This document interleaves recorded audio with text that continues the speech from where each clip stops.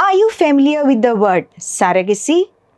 Surrogacy was not a popular term a few decades ago, but in recent times, this term keeps appearing in newspapers very frequently, and surrogacy has become a heated topic of discussion. I think you all know the trending song Param Sundari. It had appeared in a movie called Mimi. Just a brief about the movie. This movie surrounds around a small town girl who was ready to bear child for a foreign couple who was seeking a surrogate mother. And this process of surrogacy gave her some bitter experiences and some unexpected twists and turns happened in her life. If you haven't seen the movie Mimi, it's time for you to check out so that you have a clear idea of the perils of surrogacy. Welcome all. In today's session of Explain Wala, we will try to explore the various dimensions of surrogacy.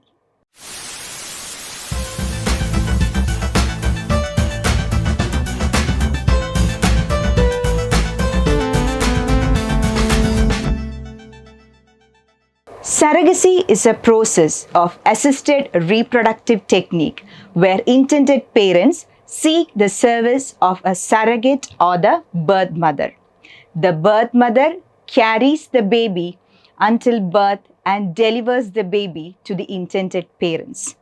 This is a very popular fertility treatment and involves very complex legal as well as medical steps. After the baby is born, the gestational mother or the birth mother gives the custody and guardianship of the newborn to the intended parents. Surrogacy is of two types. It can either be traditional or be gestational. Let's examine what is the difference between these two. In traditional surrogacy, the surrogate mother or the birth mother is inseminated with the father-to-be's sperm. In this case, the egg of the surrogate mother is used and hence the surrogate mother becomes the biological mother of the child. It is because her genes are also involved in the birth process. Unlike traditional surrogacy, in gestational surrogacy, what happens is the mother-to-be's egg is fertilized with the father-to-be's sperm, and the embryo, thus fertilized, is transferred into the surrogate mother or the birth mother's womb. This is what we call the IVF technique or the in vitro fertilization.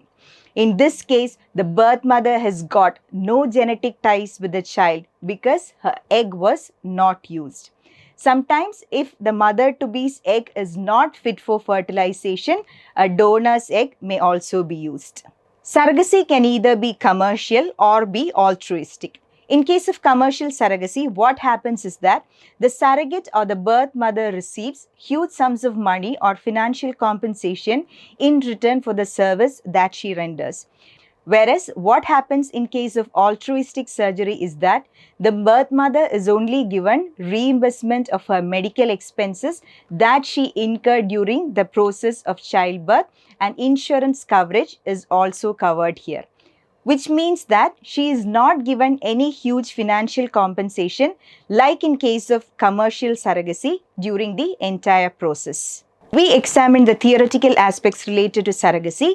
Now let's closely examine what are various aspects related to surrogacy in India.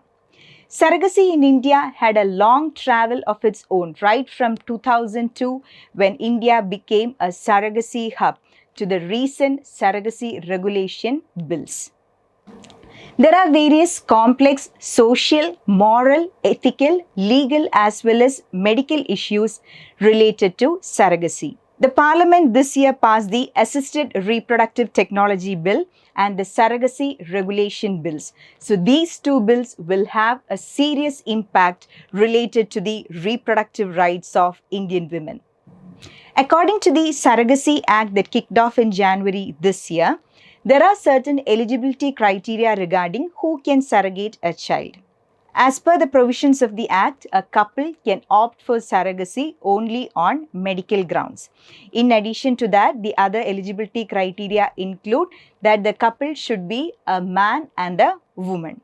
There are age specifications for the man and woman as well. The woman should be of the age category of 23 to 50 and the man's age limit is between 26 to 55. The couple should not have any children, either biological, adopted or surrogated. However, exceptions are permitted in case of couple having physically or mentally disabled children or children suffering from fatal illness. However, the Act permits single women belonging to the age category of 35 to 45 years to opt for surrogacy. However, she should either be a widow or a divorcee. But the Act does not permit single men to opt for surrogacy.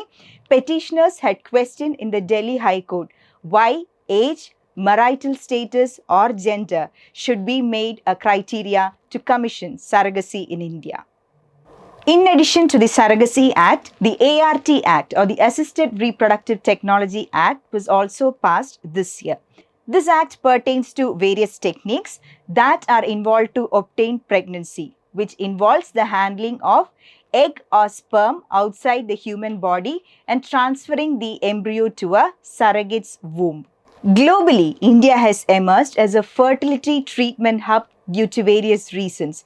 The state-of-the-art technology, the advanced medical facilities, and the competitive prices are few among them. We all know that India is a land of social inequalities, and due to this very reason, many underprivileged rural women found surrogacy to be very lucrative and started renting their wombs. And due to the money thus earned by renting out their wombs, they could very well facilitate a marriage, meet medical expenses of someone in the family, or even give a safe career for their children.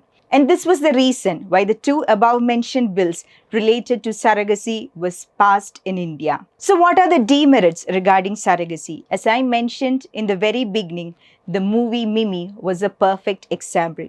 Similar instances has happened many a times in India. In 2008, what happened is a Japanese couple hired a Gujarati surrogate mother, but during the process, they split, and what happened at the end was they were not ready to take the responsibility of the child. Similarly, what happened in 2012 was that a Japanese couple came to India and commissioned surrogacy from an Indian mother. And what happened is twins were born. Unfortunately, the Japanese couple were not ready to take both the children, but they wanted only one. Many such instances are happening at an alarming rate, especially in the underprivileged rural pockets of India. And hence, this was the very reason why regulations need to be stringent. Health Minister Mansukh Mandavia said in Parliament that these bills were a need of the time in order to regulate and supervise the innumerable ART clinics which are flourishing across the country. These ART clinics are actively involved in various unethical practices like sex-selective reproduction and exploitation of surrogate mothers. Hence, the new legislation brings in various stringent laws that imposes punishments like jail term and huge monetary compensation. It is definitely a matter of hope for many that such regulations will help in curbing down the drawbacks of surrogacy to a greater extent. Although transnational surgery was banned in India since 2015, even now what we can see is that commercial surrogacy is happening at various parts of India at an alarming rate. Hence, the new legislation brings in various national and state ART boards as well as national and state ART registries in order to bring in greater transparency related to the process of surrogacy. Although such regulations were brought in with a far-sighted vision and good intention to curb the malpractices related to surrogacy, a larger segment of the Indian society still vehemently criticizes various provisions of this act. One major ground on which this act is being criticized is that many argue why gender, marital status or age criteria has been prescribed related to surrogacy. And many have pointed out that the government has brought in such regulations without taking into account the ground realities. So right now we have discussed various aspects related to surrogacy and in particular surrogacy in India. So we cannot jump into conclusion as whether surrogacy is good, bad, whether it's needed or not and so on, because surrogacy is a very complex issue. As I said earlier, various social, moral, ethical, legal and medical issues are involved in the process. But whatever happens, certain ethics need to be followed in the society. Justice need to be ensured in this society. So definitely as far as surrogacy is concerned, the end must justify the means.